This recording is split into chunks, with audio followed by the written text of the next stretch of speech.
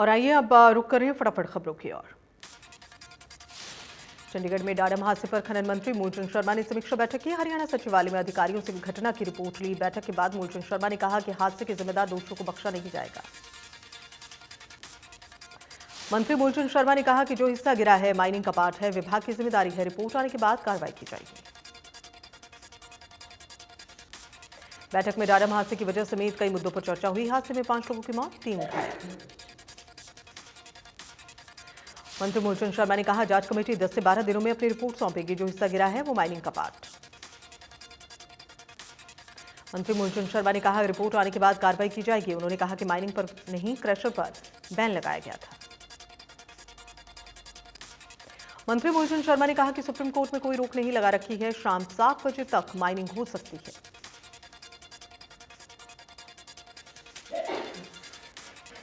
पूर्व सीएम भूपेंद्र सिंह हुड्डा आज दोपहर 3:30 बजे भिवानी पीडब्ल्यूडी रेस्ट हाउस में प्रेस कॉन्फ्रेंस करेंगे।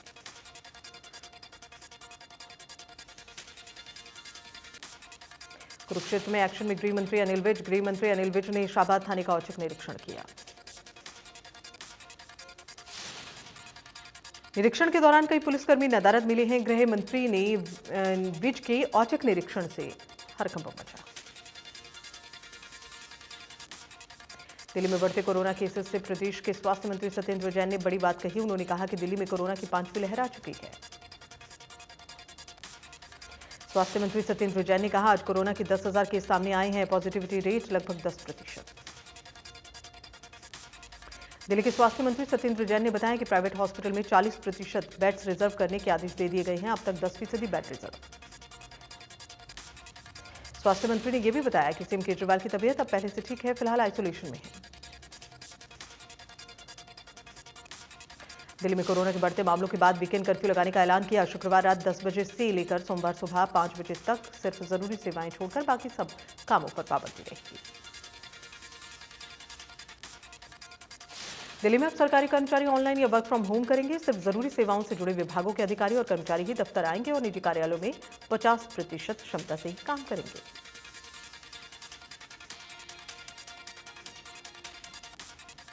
दिल्ली में आज से बसें और मेट्रो 100% क्षमता के साथ चल रही हैं। बगैर मास्क के किसी भी यात्रा करने की अनुमति नहीं। मेट्रो और बसों में यात्रियों को खड़े होकर यात्रा करने की अनुमति नहीं। इसके साथ ही स्टेशन और मेट्रो पर बगैर मास्क पहने किसी भी यात्री को यात्रा की अनुमति नहीं मिलेगी। यूपी में नाइट कर्फ्यू अब 6 जनवरी से रात 10 बजे की सुबह 6 बजे तक रहेगा। पहले यह रात 11 बजे से लागू होता था। यूपी में कोरोना के बढ़ते मामलों के बीच सरकारी और निजी स्कूलों को 14 जनवरी तक के लिए बंद किया गया। साथ ही नाइट कर्फ्यू का वक्त भी बढ़ा दिया गया। भारत बायोटेक ने अपनी नेसल वैक्सीन को पहले भी वैक्सीन ले चुके लोगों में बूस्टर डोज के तौर पर देने का आवेदन किया। देश में 15 से 18 साल के बच्चों का कोरोना वैक्सीनेशन शुरू हुआ है। आज बच्चों के वैक्सीनेशन का तीसरा दिन सोमवार को पहले दिन करीब 40 लाख बच्चों को कोरोना का टीका दिया गया। कैथल जिले में 15 से 18 वर्ष तक के किशोरों को लगाई जा रही कोरोना की वैक्सीन। कैथल उपायुक्त डॉक्टर प्रदीप दहिया ने सभी सरकारी कार्यालय में नो वैक्सीनेशन नो एंट्री के आदेश जारी किए। बच्चों के वैक्सीनेशन के लिए दिल्ली में 159 सेंटर्स चिन्हित किए गए हैं। ज्यादातर वैक्सीनेशन सेंटर्स वही हैं जहां पहले से ही कोवैक्सीन की डोज लगाई जा रही थी। चरखी दादरी में ओमिक्रॉन को मात देने के लिए 15 में से 18 वर्ष तक के बच्चों को वैक्सीन लगाने के लिए पुख्ता प्रबंध किए गए। कोरोना को मात देने के लिए स्वास्थ्य विभाग की 180 टीमें फील्ड में उतर चुकी हैं। शिक्षण संस्थाओं के अलावा घर घर पहुंचकर किशोरों को वैक्सीन लगाई जाएगी। साथ ही कोताही बरतने वालों पर प्रशासन द्वारा कड़ी कार्रवाई करने के निर्देश दिए गए। देश में पिछले 24 घंटे में कोरोना के 50,000 से ज्यादा नए मामले सामने आए। एक दिन में 534 लोगों की मौत। देश में एक दिन में 15,379 नए मरीज रिकवर्ड हुए हैं। वहीं देश में एक्टिव केसेस की संख्या 2,14,000 के पार। महाराष्ट्र में बीते 24 घंटे में कोरोना के 18,466 मामले सामने आए। एक दिन में 20 मरीजों की मौत। गुजरात में कोरोना के 1,259 मरीज मिले हैं। पिछले 24 घंटे में 3 मरीजों की जान गई है। एक्टिव केस 5,000 के पार।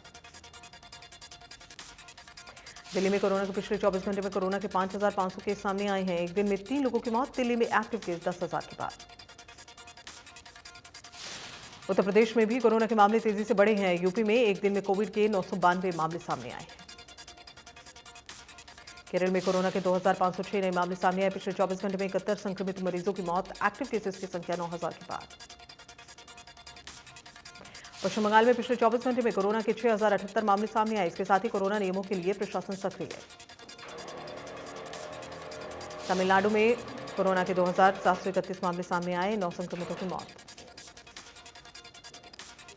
हरियाणा में 24 घंटे में कोरोना के 1,135 नए मामले सामने आए। एक दिन में 2 मरीजों की मौत। हरियाणा में 24 घंटे में कोरोना के मामलों में 43.06% का इजाफा हुआ। साइबर सिटी गुरुग्राम में सबसे ज्यादा मामले दर्ज किए गए।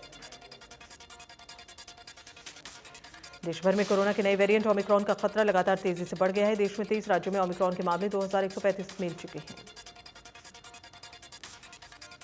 महाराष्ट्र में ओमिक्रॉन के कुल 653 मामले हुए हैं। राज्य में 193 मरीज रिकवर। दिल्ली में एक दिन में ओमिक्रॉन के 57 नए मामले सामने आए। इसके साथ ही दिल्ली में ओमिक्रॉन के कुल मामले 351। राजस्थान में ओमिक्रॉन के 120 मामले हुए हैं। 86 मरीज रिकवर। तमिलनाडु में ओमिक्रॉन के कुल 121 केस हुए हैं। साथ ही राज्य में हाई अलर्ट जारी किया गया। कर्नाटक में ओमिक्रॉन के 64 के मामले सामने आए हैं। इस दौरान राज्य सरकार ने पाबंदियां लगा दी। गुजरात में भी ओमिक्रॉन के मामले तेजी से फैल रहे हैं। ओमिक्रॉन के 136 मामले। तेलंगाना में अब तक ओमिक्रॉन के कुल 66 मामले आए हैं। इसके बाद से सरकार ने प्रदेश में पाबंदियां बढ़ा दी हैं। हरियाणा में ओमिक्रॉन के 71 मामले हुए हैं। प्रदेश में 61 मरीज रिकवर।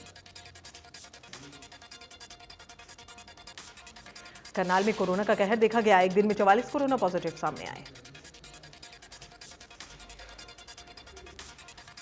जिले में कोरोना के 3 और केस मिले हैं। इसमें जेल में बंद करीब 25 साल का एक कैदी भी शामिल है। इसके अलावा सेक्टर 20 में करीब 55 साल के, सेक्टर 19 में 60 साल के व्यक्ति कोरोना संक्रमित। 12 केस पिछले 4 दिन में संक्रमित पाए गए। एक्टिव केसेस में से 10 को संक्रमितों को होम आइसोलेशन में रखा गया।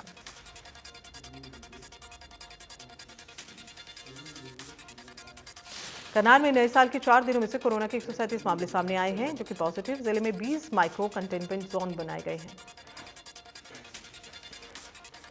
मंगलवार को जिले में 44 संक्रमित मरीजों की पुष्टि हुई थी, जिसको लेकर स्वास्थ्य विभाग का अलर्ट मोड पर। गुरुग्राम में तेजी से बढ़ रहा है कोरोना मरीजों का आंकड़ा। पिछले 24 घंटे में 634 नए मामले सामने आए। फरीदाबाद में पिछले 24 घंटे में 141 मरीज मिले हैं, जबकि 4 मरीज ठीक होकर घर चले गए। अंबाला बार एसोसिएशन की मीटिंग हुई, जिसमें संयुक्त रूप से यह फैसला लिया गया कि कोर्ट में अर्जेंट मामलों को छोड़कर बाकी मामलों की वीडियो कॉन्फ्रेंसिंग के जरिए सुनवाई हो। कोरोना के बढ़ते खतरे को देखते हुए अंबाला बार एसोसिएशन ने सभी सदस्यों की संयुक्त मीटिंग बुलाई। सरकार के नए नियमों को देखते हुए एसोसिएशन ने 15 जनवरी तक कोर्ट में वीडियो कॉन्फ्रेंसिंग के जरिए मामलों में कार्रवाई करने का फैसला किया। मीटिंग में सिर्फ अर्जेंट मैटर्स को छोड़कर फिजिकली पैरवी करने का फैसला किया गया। बार एसोसिएशन के प्रधान ने बताया, कोर्ट कॉम्प्लेक्स में आने वाले लोगों पर कोरोना नियमों की पालना पर सख्ती बढ़ाई जाएगी। कैथल उपायुक्त पिछले काफी दिनों से सुर्खियों में बने हुए हैं। हाल ही में एक निजी प्रोग्राम में बगैर मास्क के डीसी की तस्वीर सोशल मीडिया पर वायरल, जिसे मीडिया में दिखाए जाने के बाद पुलिस की तरफ से मीडिया कर्मियों पर दबाव बनाया गया है और इस बात से खफा होकर कैथल के मीडिया कर्मियों ने डीसी की बदली के लिए बीजेपी जिला अध्यक्ष को ज्ञापन सौंपा।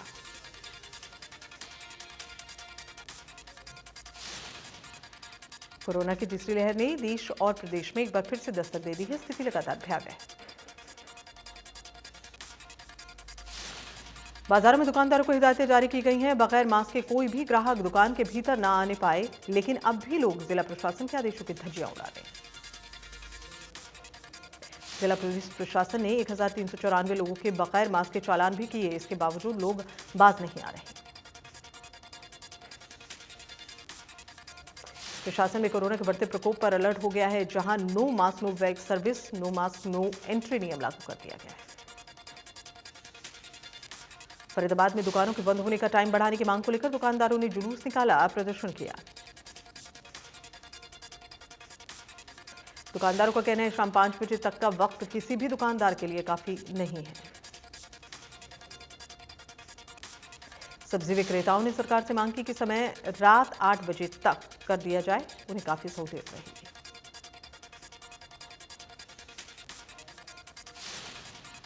झज्जर में कोरोना गाइडलाइन की अवहेलना करने वालों के काटे चालान, पुलिस ने करीब 50 लोगों के चालान काटे।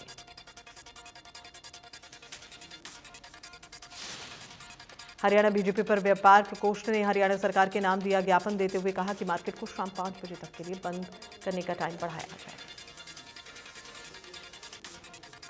दतिया नगर पालिका सीमा में नगर पालिका की अनुमति के बगैर बिना नक्शा पास करवाए निर्माण करने वाले लोगों के खिलाफ नगर पालिका ने शिकंजा कसना शुरू किया।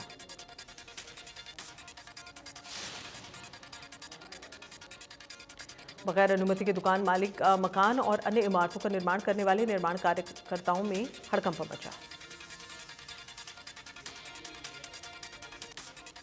पाकिस्तान और अफगानिस्तान में हालात खराब होने पर भारत में रह रहे हिंदू परिवारों को भारतीय नागरिकता दी जा रही है। अगस्त से अब तक फरीदाबाद के डिप्टी कमिश्नर ने 30 से ज्यादा लोगों को भारतीय नागरिकता दी है। सोहना में बिजली की किल्लत से किसानों को काफी परेशानी हुई। विभाग की लापरवाही के चलते सोहना के पास लगते करीब 6 गांवों के किसानों को नाम मात्र की बिजली मिल रही है। करीब 2 महीने से बिजली की किल्लत से किसान जूझ रहे हैं। इसी परेशानी को लेकर सभी गांवों के किसानों ने बिजली बोर्ड में हल्ला बोला। अब उन्होंने अपनी समस्याओं के बारे में सोहना एसडीओ को बताया। एसडीओ ने किसानों को जल्द उनकी समस्या का समाधान करने का आश्वासन दिया। कहा कि जल्द ही वहां पर लगे ट्रांसफार्मर को अपग्रेड किया जाएगा ताकि किसानों को कोई दिक्कत ना हो। किसानों का कहना है कि पूरे दिन में सिर्फ 1 घंटे ही उन्हें बिजली मिल पा रही है, जिससे उनकी फसल में सही समय पर पानी नहीं लग रहा, नुकसान हो रहा है।